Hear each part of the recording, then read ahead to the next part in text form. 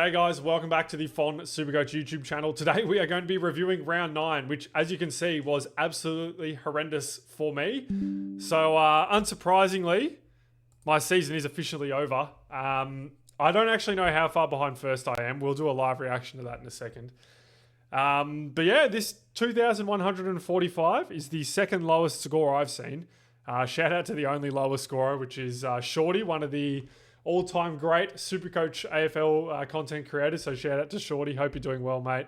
I know it's tough because I'm here as well. So yeah, what happened is probably where we're going to start. And the first thing is the VC and C combo was very bad. Just so we're clear, I couldn't actually take Dunkley unless he was on like 100 at quarter time, which he was never going to be. So this was a little bit of a funny ha-ha. And then I talked myself out of Butters. So I went with Holmes, which was a disaster. Holmes had 33 for a 91. He just butchered the ball, unfortunately. I don't know what his DPP split looks like, although it felt he was playing a lot in defense. So yeah, we will get into the game, or we'll get into the players. So I've got Whitfield going well. Ash has been moved to the midfield. And I reckon Ash is a bad midfielder, but he hasn't played the game badly from the midfield, if that makes sense. Like, his contested craft is quite poor, particularly around the contests, but he actually works as an outside mid and like a transition mid in the rest of the game pretty well. So I don't know if that persists. He got some coaches' votes I saw, so who knows? I hope it does, given that I have Whitfield. Jack Sinclair, 117, so Nas was out. This was always going to happen. Nas out, and everyone else gets the footy, so that was good for Jack Sinclair. Jordan Clark, this pick is doing my head in. Given the season that I have had, you wouldn't have thought that the one name on my never again list would be Jordan Clark, but here he is. He's spawned in. I've owned Tom Stewart last year. I owned Toby Green last year. I owned so many bad players last year. And Jordan Clark is the only name on my never again list. I cannot deal with this pick. There is no pickish nature. The clangers are absolutely brain breaking. I am sitting there watching the clangers and no one has worse clangers. So I don't know. It's doing my head in. I think the other part that is probably making this own a little bit harder is that I don't have Luke Jackson, who is just putting 140 on my dome every week. So that is what it is. Also, I've just realized my trades were a little bit different. I ended up using my last boost. So it doesn't show. So what I did was I traded. What did I do? Okay, I actually got to do. Sorry, this is. Okay, what did we do? So it was Grill, Selwood, and Marshall. So Selwood was probably a bad trade out, but I mean, it is what it is. And so was Marshall. Because Port Adelaide could not move the ball out of D50. And I traded Marshall because I was like, well, Marshall's been pretty bad and he's an absolute liability defensively. But if they can't move the ball out of D50, then maybe he serves his purpose anyway and they just need to roll an extra back. I'm not sure, but I think Marshall will come back and probably make another 60k at least. So I don't know if that was great. I think I would have rather just do like Grill and Selwood to Edwards and Callahan. So, and obviously I brought Cumming in, which was a disaster. I did fear that his CBAs would be gone, but I just thought that like there was no way he could score worse than Burton, and then it happened. So I don't know. And then Callahan in, who was just no good. But yeah, Edwards was really good. So we'll talk about Edwards shortly. Anyway, let's continue on. So Jordan Clark, never again. Houston, like you want a bit more at the G, but honestly, Houston's not even... Like, somehow Houston is outscoring Clark at the moment, so whatever. Worrell is now playing key defense, so for whatever reason, Matthew Nicks is obsessed with having 3 tall forwards, no matter how poor they are forward of the ball. So he put Toby and Nick Murray forward with Phil Thorpe this week because there's no Fogarty and no Tex, which meant that Worrell played key defense. I think that's right. Butts and Ball Ace played. So Worrell, I don't know, Worrell had some key defense matchups, but he was also... The other problem with Worrell is that Dawson has swung back. So Yeah, and Dawson's doing a lot of intercepting now. He's playing lowish CBAs a lot of the time and just rolling back, which Dawson is obviously very good at. I just didn't think that it would happen this year because he's very needed in their midfield as well. We'll talk about Rankin later, but yeah, all of a sudden it's really hurt Worrell, and this was trading in Worrell sort of. I probably had 3 really big turning points in my season, which were trading in Worrell, trading in Dawson, and trading in Cherry. And Worrell I traded in for 10k less than Archie Roberts at the time. Now, I don't know how much of a hot take this is, but I think that Archie Roberts is comfortably D1 from here. Like he's probably putting 5 points per game on the next on Whitfield, who I think would be D2 at this point.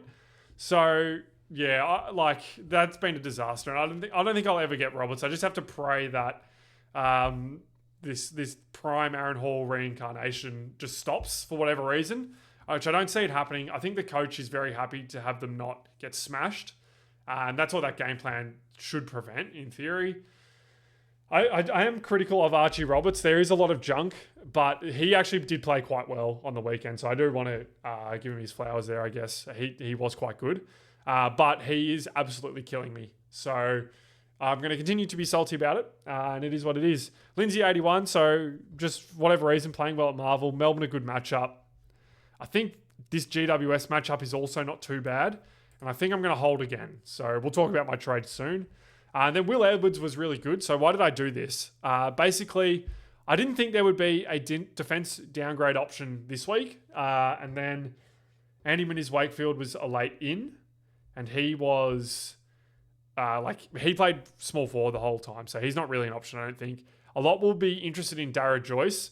I don't think Joyce even plays next week because I believe Gardner and someone else is back. Oh, Gallup. Gardner and Gallup are back. So I think Joyce will be out for that.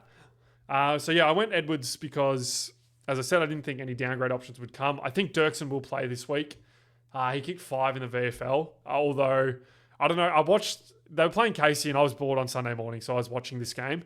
And it was, I tuned in about right at the start of the 4th quarter. It was a genuine training drill for Carlton. So I don't know how much the coach takes out of that, but Dirksen did kick 5 and was apparently really good for the rest of the game as well. So I don't know. Anyway, I thought Edwards had good job security because Hamling is a donkey. And from what I'd seen of Edwards, I thought he's a really good player. I don't know how old he is, but I think the Swans have a good one there. So yeah, I was willing to trade into this. Flynn Perez, I don't know if he comes back. I'm not even... At least he's a loop for me this week, which is sorely needed. And then in the midfield, as I said, I took the C off Butters. Why did I do that? Because I thought there was a chance that Sanders would go to him because Sanders went to someone last week and did a really good job on them. I don't know what I was thinking. I watched Butters beat Mullen the week before, so I just went full stupid there. So that is what it is. Nick Dacos cannot hit the side of a barn door. So I don't know what the go is with this. I will say right now that he's already in my side next season because this season is concluded. And I just don't foresee him kicking the ball as badly next year. I don't think it's possible. I'm actually wondering if there's something wrong with his foot. It's that bad. So I don't know what's going on here. There's a James Jordan tag coming. For those who are considering trading Nick Dacos out, he's already lost all of his money. What's the point? Just wouldn't even consider that. He's not down here. So he's not down here. So yeah. Anyway, whatever.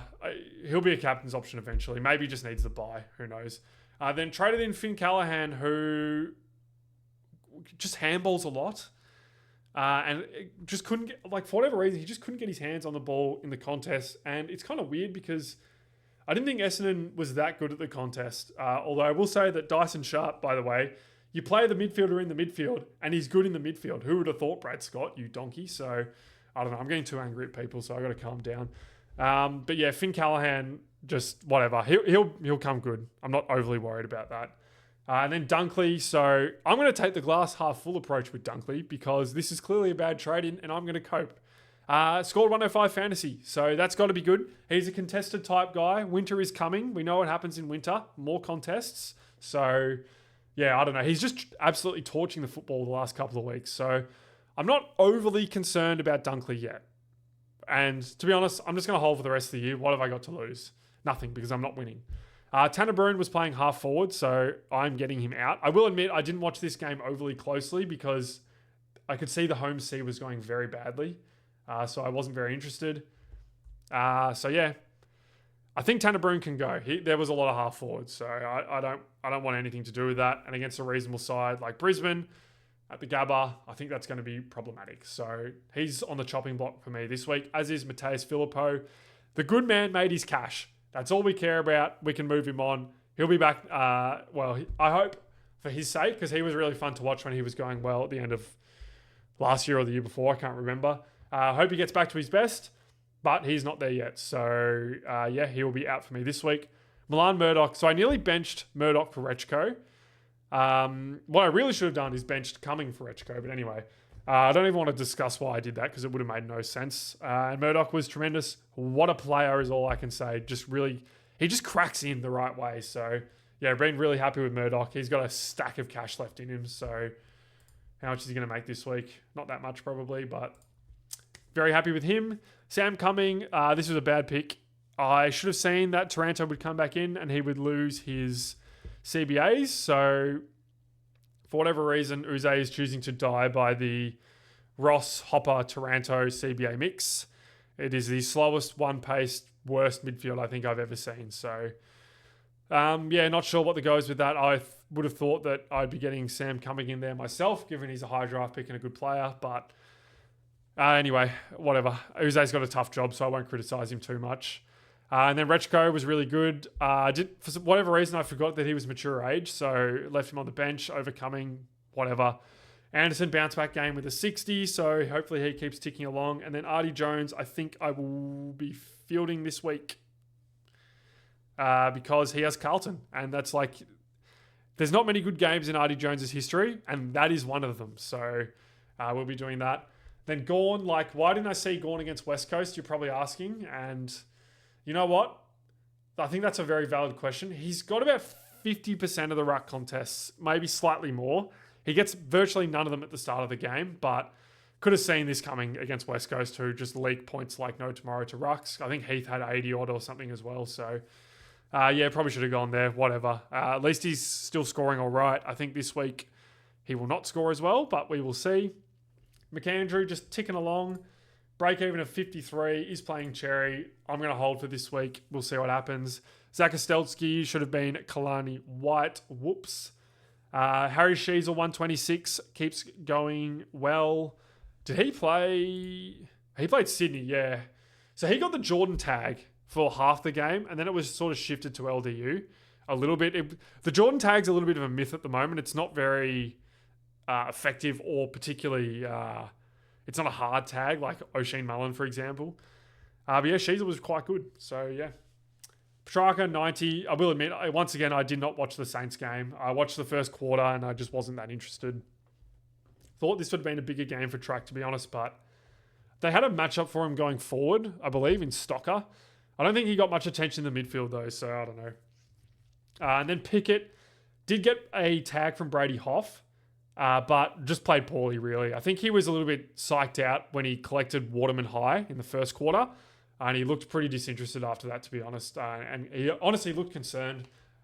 Presume he was worried about injuring someone or getting suspended again. Obviously, he's done a bit of the getting suspended stuff in his career, but he has been cleared by the MRO, so he will play this week against Hawthorn, which should be a good match. And then Took Miller with the 101. So I thought I was in for a big one here at 120, and he just sort of petered out of the game at quarter time. Whatever, we take that. And then McInerney, for whatever reason, gets to Marvel Stadium and just can't control the football in his hands. So, yeah, another fumbly bad game for Juzzy. Flanders 120. Again, I don't really know exactly what this role was, but I'm not surprised that these type scores are starting to come. They should come more as we get further into the season as well. And then Max Holmes, I spoke about, had 33 and was just poor. So, whatever. Lombard, 57. I think it's about time to go for him. I'm going to hold him for one more, and then he will go. And then Watkins is back from the dead. So, I think he's still got the 7. No, the 7 has the 7 rolled out? Yeah, it has. So, we've got the 17. I'm not even talking about this. Whatever. Maybe he makes some money. Maybe he gives me buy cover. That'd be glorious, but whatever. Anyway, trades. Let's do some trades. So, oh, by the way, I just wanted to point out as well, like, why am I going so badly? I have no D1. I don't have M1 or M2. So that's D1 is Roberts. Bont and Smith are M1 and M2, I think. Maybe Butters. So maybe it's M3. I don't have R1, R2, or R3. I don't think I've ever been able to say that in my life, that I haven't had R1, R2, or R3. But here we are. Jackson, Gawn, Grundy putting big scores on my head every week. Grundy did drop a bad one, and he's in my trade plans next week. So hopefully he goes another stinker. But yeah, it'll be good to get that done. And then I think Rankin, if Rankin holds this role, he's going to be a bad miss. So yeah, I don't know. I cannot make sense of what Matthew Nicks is doing. Like, the decisions he makes are just like so. I'm just whatever. I'm not getting stuck into Matthew Nicks. Whatever. I'm getting too angry even thinking about it. So what am I doing for trades this week? So this week I'm getting rid of half forward Tanner Bruhn, who I'm sure will be playing in the midfield or halfback next week now that I've gotten rid of him. And Filippo, and I'm getting Bont, and I'm planning on getting Liam Henry at the moment, just as a little bit of buy type cover. My issue is with this. If I do this, I don't think I can. I'm not sure I can get Grundy next week. So Grundy with a 120 drops to 650. So how do I get 650? I'll be trading McAndrew next week. So I've got 140 here that I'm going to stick on McAndrew's head, who, let's say he's 380. So there I have 520 there. So I need to find 130 elsewhere. So Lombard down to a loop will actually get me there. If I can't count, and that is not correct, what happens? I can flick Lindsay, but I think I would love to hold Lindsay for another one. Like, this matchup should be good as well. So I don't know if I'll be able to do that, but that is the dream scenario, because if I flick Lindsay, it's going to have to be to a loop or a first gamer in defense if we get one of those. So we will see about that. I think maybe Bodie Ryan will be on the bubble next week. I don't love his job security though, to be honest. So yeah, it's Bont in. It's Liam Henry in. We are going to field Rechko. Oh, actually, do I want to field Jones over Rechko? I mean, that's got to be a good... No, so what we're doing is this. Oh, but Liam Henry against Richmond.